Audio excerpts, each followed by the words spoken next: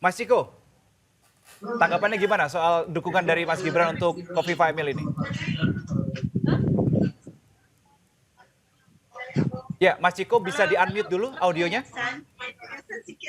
Oke, pertanyaan saya pertama tentu kapasitasnya sebagai apa Mas Gibran ini menyampaikan dia akan mendukung. Satu, kalau tidak tergabung dari partai politik manapun. Yang kedua, posisi sekarang adalah masih menjadi wali kota Surakarta. Jadi ini yang menjadi pertanyaan. Artinya apakah dengan menyampaikan itu artinya dalam tanda kutip bapak saya akan mendukung, itu kan bisa jadi ya.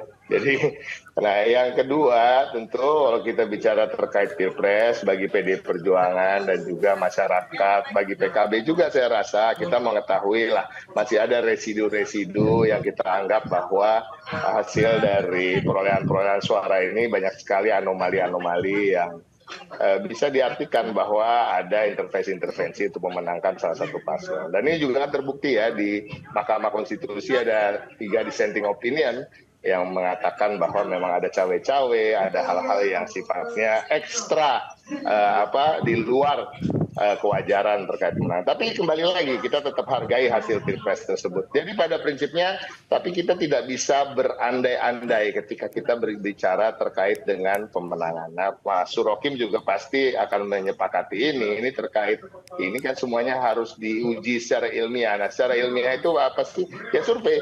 Tadi kedua survei yang saya sampaikan tadi bahwa survei elektabilitas, survei tingkat kepuasan publik, dan ini akan lebih mudah tercermin apabila seorang incumbent misalnya, bila survei elektabilitasnya di bawah 50% itu sangat mungkin dan hampir di atas 50% kemungkinan bisa dikalahkan. Tingkat kepuasan publik juga begitu penting. Jadi, tetapi kembali lagi, karena PDI Perjuangan sampai hari ini belum menentukan sikap resmi, tapi kita sudah intens memang berbicara dengan Ibu Kofifa dan teman-teman yang memang sudah mendukung atau sudah berada di tanda kutip majelis lebih dahulu, ya kan.